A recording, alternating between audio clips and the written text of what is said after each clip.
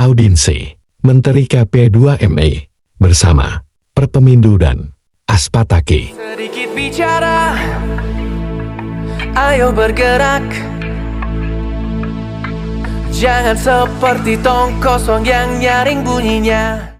Mungkin saya sebelum melanjuti pembicaraan saya mungkin berapa minggu yang lalu tadi ada untuk closing tadi second untuk menyerahkan hasil aplikasi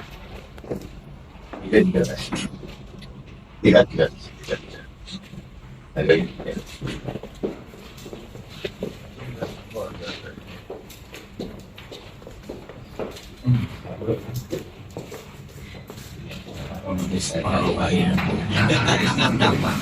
Itu di progres dong. Baik, terima kasih Pak Menteri, Pak Rani, Pak Tetep, Pak Anas dan staf sosial kami banyak berkenan tapi wajah lama Pak Anas dari pangkat AKDD kami sudah mengambil Pak Menteri. Sekarang sudah kita tidak. Baik Pak Menteri, terima kasih atas audiensi yang dapat terima ini. Pertama, saya ingin memperkenalkan dulu, saya ketua umum dari Pak Menteri. Nah, di sini saya ingin memperkenalkan Pak Menteri bahwa mungkin Pak Menteri itu kenal dengan Perpemindo. Perpemindo itu hadir dilatih pertama kali adalah di tahun 2019 di zaman COVID. Jadi yang wajib adalah pakai penjarakan. Nah memang Perpemindo ini semenjak ada COVID itu tidak aktif. Nah baru kali ini kita aktif kembali dan kemarin baru saja melaksanakan munaslup. Kebetulan alhamdulillah saya percaya lagi untuk menjadi ketua umum Perpemindo yang kedua kali. Nah di sini saya mungkin ingin bercerita sedikit Pak Menteri. Tentu saya selaku ketua umum dan anggota Perpemindo lebih kurang 50 perusahaan, ada 13 egas yang untuk bisa menempatkan ke Timur Tengah. Alhamdulillah. Nah di sini saya ingin bercerita Pak Menteri bahwa program apapun yang dilakukan oleh KP2 ini 100% Perpemindo akan mendukung. Itu pertama. Bahwa KP2 dengan Perpemindo ini adalah satu nafas.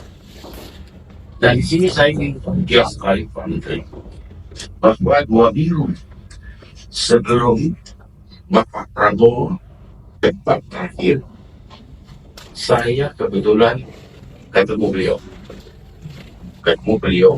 Apakah ini masukan dari saya? Di sini ada 2 saksi yang mendengar yang hadir. Di situ juga ada daftar saya dan dokumentasi. Di waktu itu saya sama wakil nakar dan NAF PDIP. Saya tidak melihat dari asosiasi mana, tapi ada 3 asosiasi yang ikut, Perpemindo, Aspataki dan Ajamti. Di waktu itu saya berpikir adalah bukan asosiasinya. Di waktu itu adalah saya berpikir tentang individu P3GI-nya. Bagaimana P3GI bisa proses tidak terjadi dualisme di waktu itu antara BP2MI dan Pernaker. Nah, hari terjadi dualisme, jadi itu seharusnya itu dibuat oleh Pernaker seperti TNI perseorangan, itu harus dilakukan oleh Pernaker, tetapi faktanya BP2MI itu menerbitkan itu surat keputusan TNI perseorangan. Yang kedua adalah tentang perjanjian penembakan. Nah, disinilah terjadi dualisme antara BP2MI dan Pernaker. Nah, di waktu itu saya menghadap beliau. Saya sampaikan ke Bapak Prabowo di waktu itu 2 minggu akan debat terakhir, dan saya perkenalkan diri saya juga Pak Menteri. Saya adalah selain ketua umum Perpemindo adalah saya ketua Dewan Perjuangan Pemenangan Prabowo dan saya keluar di TKI. Jadi napas Pak Menteri sama dengan napas Perpemindo. Tentu kami ada juga Pak Menteri untuk mendukung programnya KP2. Dan di situ saya menyampaikan kepada Bapak, saya bilang, Pak Prabowo, 2 minggu akan debat. karena kami adalah pelaku PDKMI, saya sampaikan bahwa setelah kami mengerti tidak bahwa devisa negara dari BNI itu saya mengatakan adalah 250 triliun. Terus dia beban kepada saya banyak ya itu. Apa ini penyampaian saya yang ditangkap oleh Bapak Menteri? Yang kedua saya bilang, kalau Bapak diamanati oleh rakyat Indonesia, besar kemungkinan devisa negara dari BNI 300 triliun. Itu yang saya sampaikan ke beliau. Tetapi di situ, nah program ini kok sama, saya berpikir bagaimana apa usulan saya tidak tahu. Saya akui pemikirannya sangat luar biasa.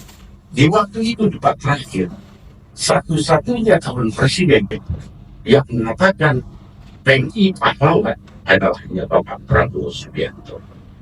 Bapak Prabowo mengatakan PNI itu adalah pahlawan.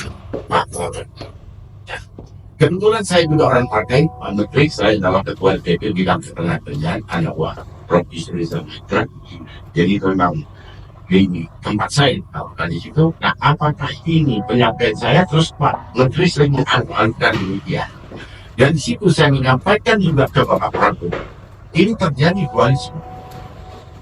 Saya contohkan negara Singapura. Nah, ini yang paling krusial Pak Menteri. Pertama proses penempatan adalah deteksi. Setelah ada surat edaran dari Benny Ramdhani bahwa untuk penempatan Singapura harus dirokos. Ini menjadi persoalan yang saya tinggal waktu memberikan.